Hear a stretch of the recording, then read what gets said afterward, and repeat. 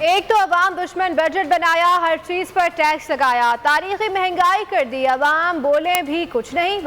وزیر خزانہ مفتاح اسماعیل post budget conference سے بھڑک اٹھے، بولے کہ ایک ایک چیز پر شور مت مچائیں، خاموش رہیں۔ پیٹرول مہنگا کر کے پیسے گھر نہیں لے جا رہا، مہنگائی کو مشکل فیصلوں کا نام دے دیا، کہا ایسے فیصلے نہ کیے تو حالات بدترین ہو جائیں گے، کوئی دوسرا راستہ نہیں۔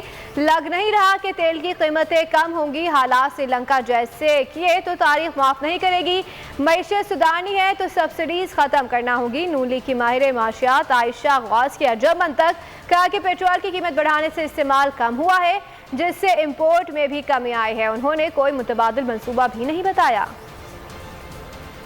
اگر پیٹرول مہنگا کرتے ہیں تو گھر پہ پیسے لے کے نہیں جا رہا ہوں بھائی، آپ کے قوم کے خزانے میں ہی ڈال رہا ہوں، اور آپ کا قوم کا نقصان کا متحمل نہیں ہو سکتا۔ اب اگر پاور سیکٹر اور گیس سیکٹر کو ہم سبسڈی دیں گے تو ڈیفیسٹ بڑھ جائے گا، ڈیفیسٹ بڑھ جائے گا تو انٹرسٹ ریٹ بڑھ جائے گا، انٹرسٹ ریٹ بڑھ جائے گا مہنگائی ادھر آ جائے گی، مجھے بورو کرنا پڑے گا، اور بورو کرنا مشکل ہو جائے گا۔ اور اگر گیس نہیں دے پا رہے تو یہ غلطی ہے، ہم اس کو گیس دیں گے، کسی کی فیکٹری کو بند نہیں کرنے دیں گے، کیونکہ اس سے روزگار آتا ہے، اس سے ایکسپورٹس آتا ہے، یہ بات کلیئر ہے۔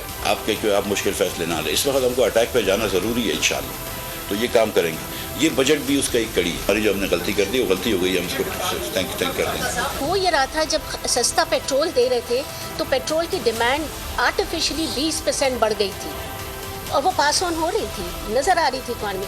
اب جب ہم نے اس کو ٹائٹن کیا ہے، آپ وہ اس میں بھی دیکھیں کہ کمی، یہ بجٹ میں اینٹی انفلیشنری کچھ نہیں ہے، تو یہ کم ہم ایمبیشس ضرور ہے بٹ اتنا انچیویبل ٹارگٹ نہیں ہے۔ سبسکرائب کریں اور بیل دبائیں تاکہ کوئی خبر رہ نہ جائے۔